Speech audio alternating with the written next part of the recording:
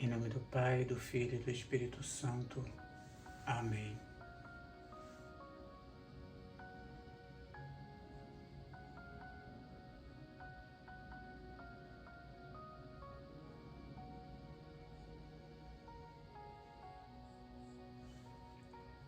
Senhor Deus, eis-me aqui diante de Ti.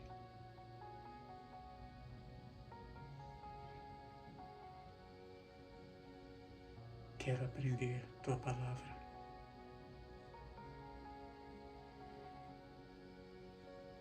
Quero Te seguir.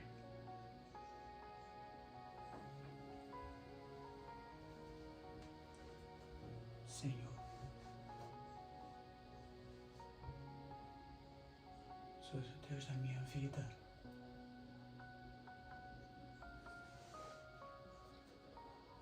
Sois o meu Deus.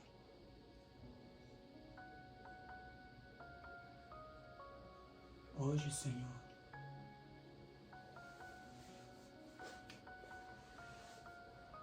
eu tenho uma questão a respeito de quando a gente começa, principalmente quando a gente começa na infância, na fé, tem uma religião, participa de alguma comunidade, de alguma igreja.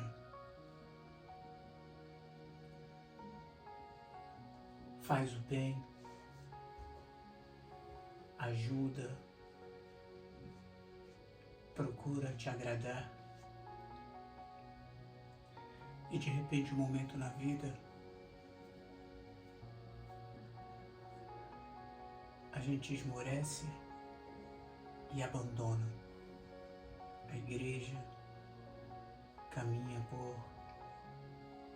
por caminhos que antes jamais imaginaria caminhar. Então, Senhor, eu sei que Paulo, ele fala a respeito disso. E eu quero rezar hoje e aprender. Quero meditar a partir dessa passagem de Paulo em 2 Coríntios 12. Eu vou ler inteira. Importa que me glorie?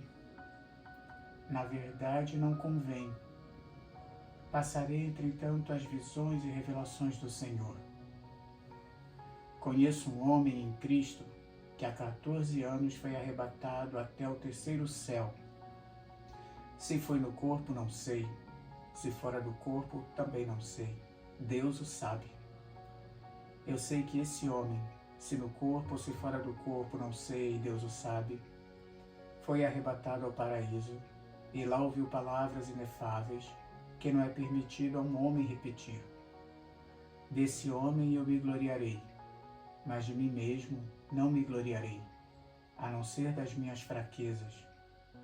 Pois ainda que me quisesse gloriar, não seria insensato, porque diria a verdade. Mas abstenho-me para que ninguém me tenha em conta de mais do que vê em mim ou ouve dizer de mim. Demais, para que a grandeza das revelações não me levasse ao orgulho, foi-me dado um espinho na carne, um anjo de Satanás para me esbofetear e me livrar do perigo da vaidade. 3 vezes roguei ao Senhor que o apartasse de mim. Mas ele me disse: basta-te a minha graça, porque é na fraqueza que se revela totalmente a minha força. Portanto, prefiro gloriar-me das minhas fraquezas, para que habite em mim a força de Cristo.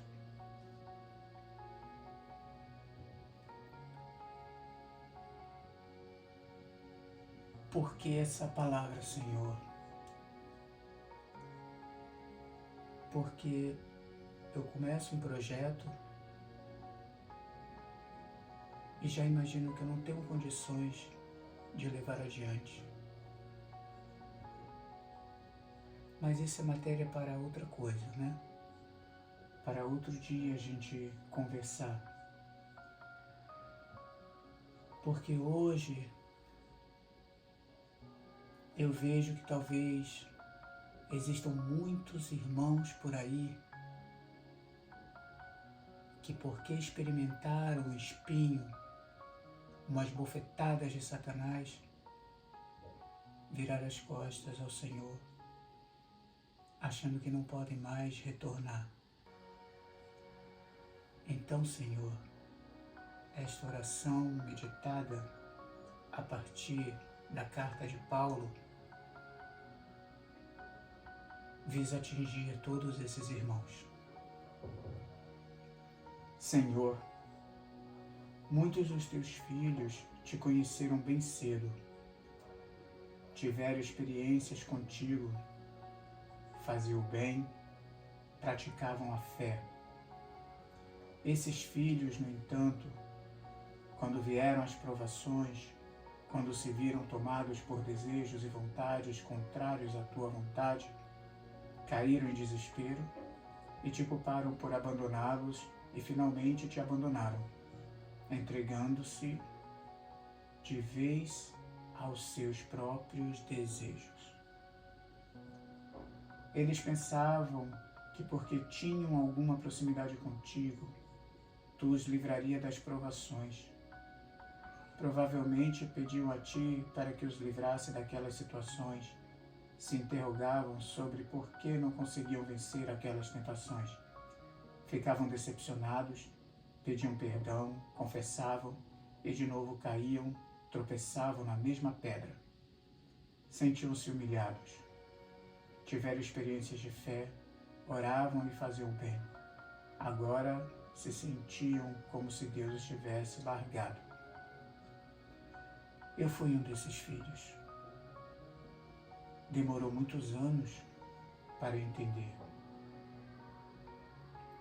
Paulo passou por isso, teve visões maravilhosas, mas teve um espinho na carne, um anjo de Satanás para esbofeteá-lo.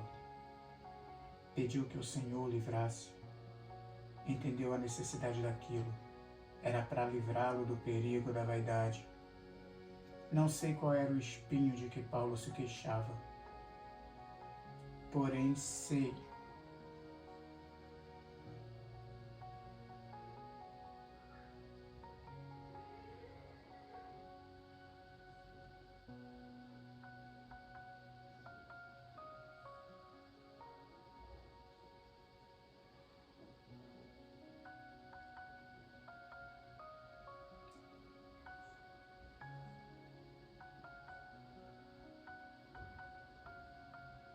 meu coração palpitou agora.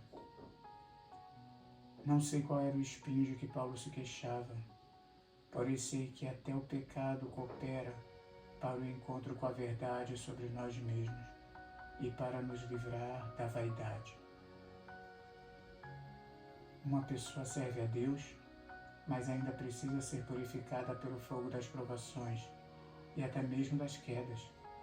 A vaidade que as faz ter uma ideia de si mesmas e de sua própria santidade, o perfeito, o cristão, o melhor, o preferido por Deus, etc. Se acha tão especial que, embora não fale nem pense, tem em algum lugar dentro de si a ideia de que é perfeito. Então essa boa pessoa, porque assim boa pessoa, cai. Ela não nota, mas sua queda está lhe mostrando que é humana, que não é Deus. A queda lhe revela que é imperfeita e inacabável.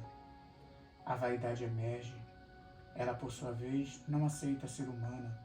A vaidade deseja ser perfeita, superior. Se Deus não tira isso dela, se Ele não impede de fazer, ela se revolta e larga de vez a fé, dá as costas a Deus e, como uma birra, se entrega às paixões. Sente raiva, ódio. Deus não foi fiel a ela, depois de tudo que ela fez? Ó Senhor, toca o coração desses filhos. Demora, mas a lição vem. A lição veio, Senhor. A tentação, o pecado, a fraqueza, os desejos mostraram que ela não é autossuficiente, não é perfeita, não é um Deus. Segundo Paulo, Deus permitiu que Satanás os bofeteasse, a fim de livrá-lo dos perigos da vaidade. Senhor, muitos filhos, quando feridos pelos primeiros espinhos, caem em sofrimento por te ferirem, pedem perdão e formam o propósito de não voltar a pecar. Infelizmente são feridos de novo. Então começam as bofetadas. Esses filhos acreditam que o Senhor não faz nada por eles, que a graça não está agindo. Mas o Senhor está lhes ensinando uma grande lição. Filhos, até o início desses espinhos e dessas bofetadas, tinhas uma ideia equivocada sobre vós mesmos. Eres santos e perfeitos, mas aos vossos próprios olhos. As bofetadas que eu também levei, Senhor, mostraram que eu não era perfeito, que eu precisava passar por aquilo para ver que sou humano. Se aceitarmos que somos pecadores, pois aceitar ser pecador, imperfeito, limitado e humano é mais do que repetir isso num ato vaidoso de humildade. Se não aceitarmos, então não faz sentido Cristo para nós, nem somos alcançados pelos efeitos de sua paixão, morte e ressurreição. Não se pode ser santo aos próprios olhos, não se pode se julgar perfeito. Uma hora vem o espinho na carne, outra hora vem as bofetadas, pois precisa aceitar que é humano, imperfeito, pecador e por isso necessitado da graça. Ouçamos o Senhor dizer: basta-te a minha graça. Esses filhos poderiam pensar que porque rezavam, praticavam o bem, etc., Deus não lhes deixaria passar por esse tipo de fracasso, ou então que Deus iria controlar sua vontade, conter seus desejos, enfim, fazer tudo em seu lugar. Mas vocês se viram caindo repetidamente e continuariam a cair até entender e aprender que é humano e não Deus.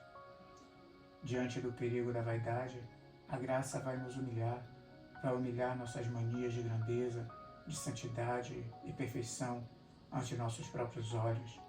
Depois, vai nos ajudar com a aceitação da nossa humanidade e finalmente nos moldará, nos levará à verdadeira santidade e perfeição, obra esta realizada pela graça do Espírito Santo. Amém. Então, Senhor, a gente começa um caminho, vem os espinhos, e ao invés da gente continuar a luta, cai, levanta, a gente foge. E depois, quando a gente quer voltar, mesmo depois, quando a gente entendeu que os espinhos eram necessários e as bofetadas também, para que a gente não tivesse de nós uma visão deturpada daquilo que não somos, mas que nós pudéssemos nos enxergar como realmente somos, humanos, limitados, a gente se envergonha de novo e quer ficar longe, e não quer realizar o projeto, e não quer realizar a missão, e quer virar as costas à vocação, porque já se acha o último dos homens. Mas essa questão eu trarei em outro dia, Senhor. Acalma o meu coração. Tira de mim o medo. Tira de mim a vaidade. Tira de mim a vergonha. Cura-me, Senhor, inteiramente.